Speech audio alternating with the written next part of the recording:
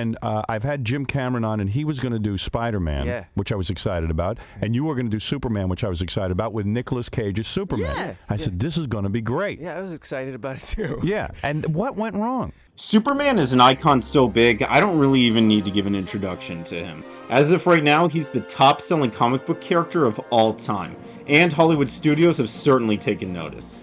I don't even need to tell you the 1001 renditions of Superman that have been around, but what's more interesting is the version you've never seen before. And I know there are plenty of videos and documentaries already been made about it, but I like to give you a condensed version of a lot of history. Or if you know nothing about it, I'll give you the rundown. Because yes, there was a time where Kevin Smith, Nicolas Cage, and Tim Burton were all signed on to make a thick-budget Superman blockbuster that ultimately fell apart. And this is that story.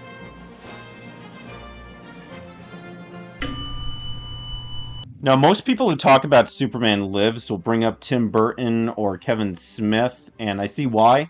And they are ultimately the main roles behind the project, but the film was in works a long time before either of them were signed on. The first draft of the movie was called Superman 5 Reborn, and it was written by Ilya Salkind, who had worked heavily on the first 3 Superman movies. The last Superman movie had been a box office disaster, left the company that made it bankrupt, and was so bad that even Christopher Reeve admits he hated it.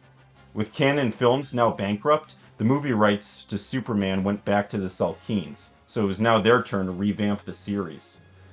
Salkind wanted desperately to make everyone forget that Superman 4 ever happened, and with the title Reborn, they wanted to make that clear. They brought on Cary Bates, who was heavily involved in the first 3 movies, and they didn't know exactly what they wanted, other than they wanted this movie to be loosely based on the best-selling comic at the moment, The Death of Superman. They were still looking into Christopher Reeve returning to be Superman, and they didn't know which Superman villain they wanted to use, but they wanted one that hadn't been used in a movie already, and they were starting to feel strongly about Brainiac. As Cary Bates said, the real idea was to leapfrog over Superman 3 and especially 4. The main plot, as remembered by Cary Bates, was that Brainiac was attacking Metropolis, shrinking it down to fit in a bottle, and fighting Superman one-on-one in a large-scale battle that would lead to his death. And then Superman, right before or right after, is saved at the last second and reborn into a mortal man. For those of you who don't know, Brainiac is a villain in Superman who's often written as the reason Krypton blew up, just in case you don't know.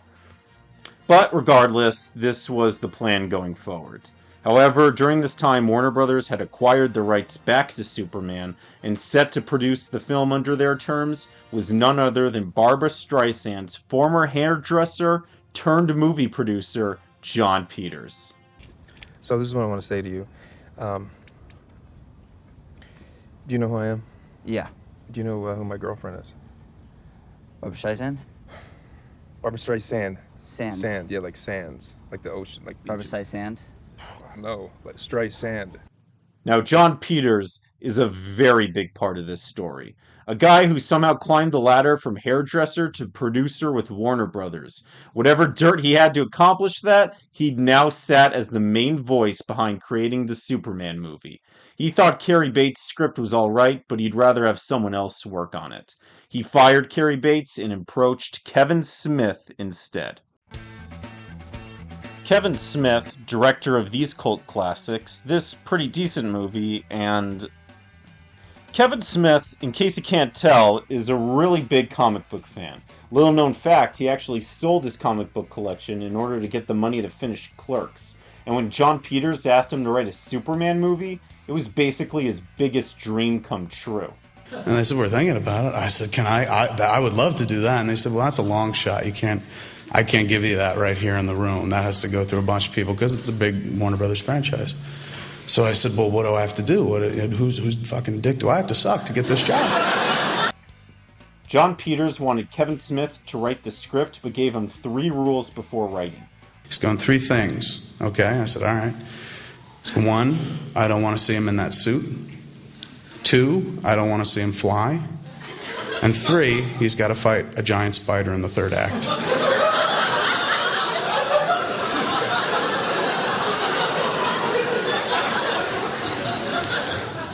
And I'm like, let's go back to 1. Now, nobody wanted to talk about this in the documentary, or in any interview they do, but all of a sudden they were also looking for a brand new Superman. This may or may not have something to do with a certain accident that happened around this time, you tell me, but all of a sudden they were really looking for a brand new Superman, and they really don't like to be asked why. I mean, I get it, but it's still fucked. Nevertheless, Kevin Smith still said hell yes. And when he finished the script, he retitled it Superman Lives. Kevin Smith pretty much rewrote the entire script from scratch, although he kept Brainiac as the main villain. Kevin Smith had also had Superman portrayed as a red and blue blur anytime he was on camera flying to avoid the look that John Peters didn't like. He also gave Superman a much darker blue suit and removed the red jockstrap. He also wrote the giant spider as something called a Thargarian snare beast. Basically, it was an alien name for giant alien spider. Kevin Smith's script is also, even by his own words, very fanboyish and full of the kind of things you might expect if you've seen any of his movies. But Kevin Smith was working on his dream movie and couldn't be happier. And when they asked him who he'd prefer to direct the film, Kevin Smith said he would prefer none other than Tim Burton.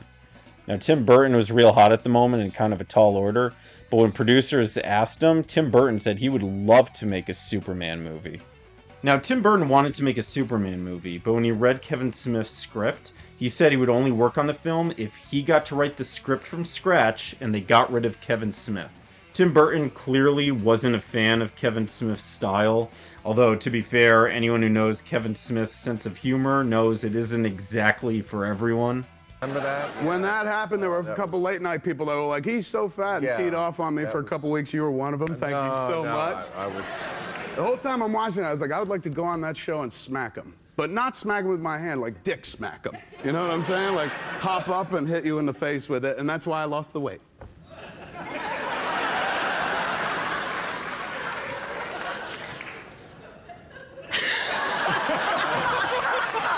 Let's get to your movie, Kevin, before we have a third reference to your penis.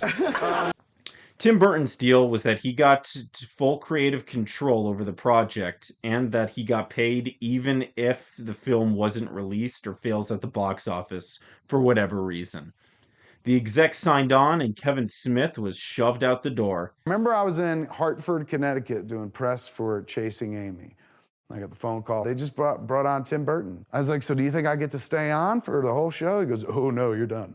Tim Burton came on. He goes, I don't want to do the script. I'm going to do my version of Superman. Tim Burton was now making Superman Lives.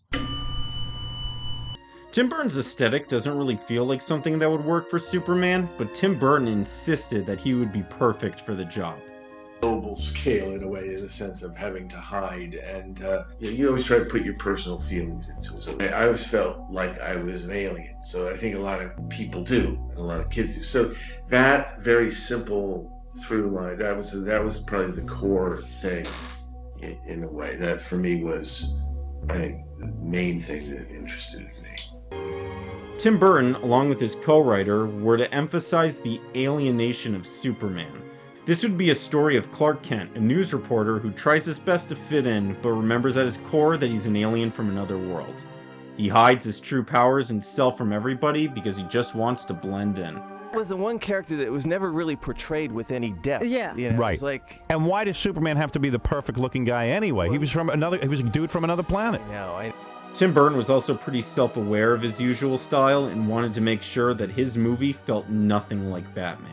What Tim and I always discussed vis-a-vis Superman versus Batman was that Superman takes place in daylight, in sunlight. Batman came out at night. I mean, that was sort of the real sort of yin-yang of the two characters. And Tim was excited about doing that because I think he felt that a lot of his movies were sort of movies made in the shadows and darkness, Right. and all of that. And I think he wanted to challenge himself to see if he could make a movie that was brighter, sunnier, maybe a little more optimistic than what he was accustomed to doing. Batman works best in grim, darker storylines. Superman storylines are often more optimistic and full of fantasy. Batman loves beating up criminals, but Superman only does it because he feels he has to. Bruce Wayne feels like Batman is his true identity and persona. Clark Kent sees himself as just Clark Kent. clear that, like, Superman is not the real person, like Batman is the real version of Bruce Wayne. Superman is Clark Kent's customer service voice. I've never seen this side of you, Clark.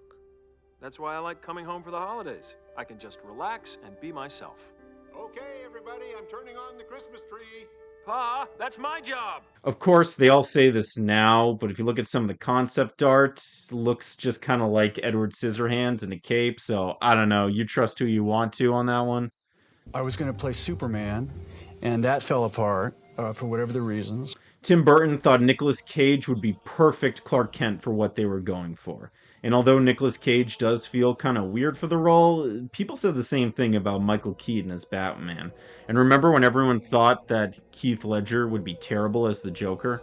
When people think of Nicolas Cage, I wanted it to have like a punk rock energy at that time. I wanted it to be unpredictable. You don't know what you're going to get. I wanted it to be exciting and a little scary. Anyway, in case you've gotten lost in all this, let me break it down. There was Superman 5 Reborn that was scrapped for Superman Reborn with Warner Brothers, that was scrapped for Superman Lives with Kevin Smith, that was also scrapped for what is now Tim Burton's Superman Lives.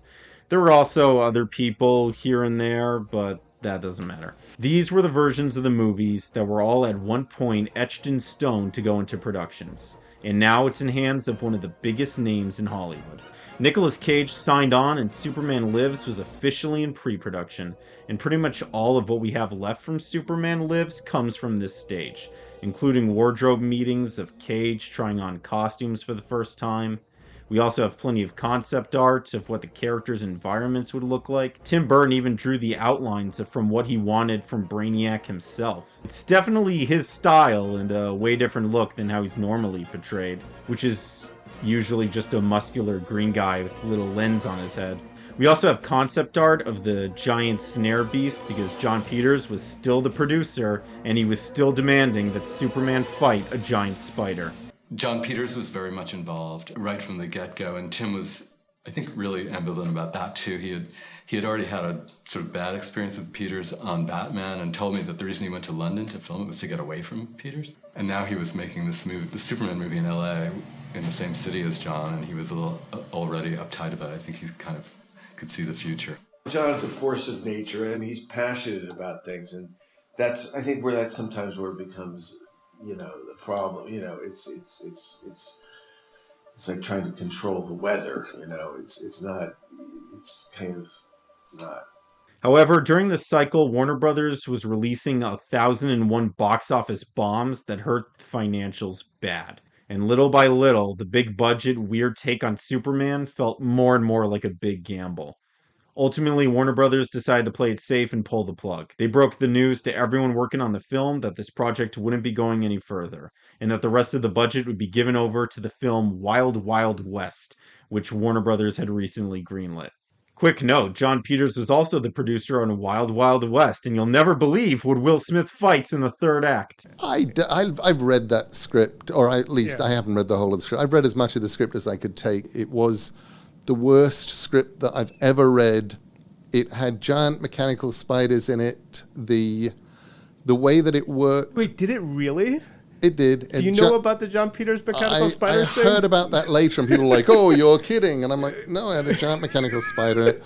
Superman Lives is certainly one of the biggest films that never got made, and is definitely one of the most iconic. And although it never got made, some of the ideas from Superman Lives went on to influence the characters ever since.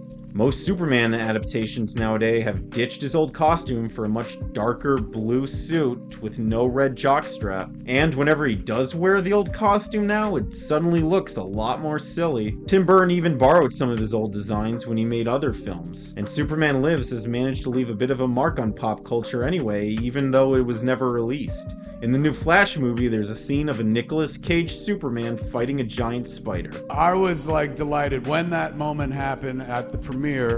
I was sitting next to Jennifer, my wife, and when it fucking popped up on screen, I turned to Jen and I was like, that's my Superman. And Jennifer, who has been with me for 25 years, was like, yeah, I know.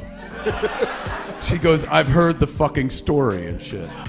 asked for a comment on it. I'll say the same thing here. I have spent the better part of 30 years of my career giving shout outs to pop culture, and I've now lived long enough, my career has lasted long enough where pop culture is starting to shout back, and that is really fucking nice. That being said, I don't feel that was just a shout out to me. That's a shout out to Tim Burton. That's a shout out to Nick Cage. A lot of people have been involved in this ill-fated Superman, and a lot of people can lay claim to it. Not the least of which is John Peters. Now, fucking, if all weekend long everybody's been blowing me up in my texts and on Twitter going like, what the fuck, your mind must have been blown. If you think my mind was blown, I wish to God I could have been next to John Peters when he saw this, because I'm sure that motherfucker was like, I knew it would have worked.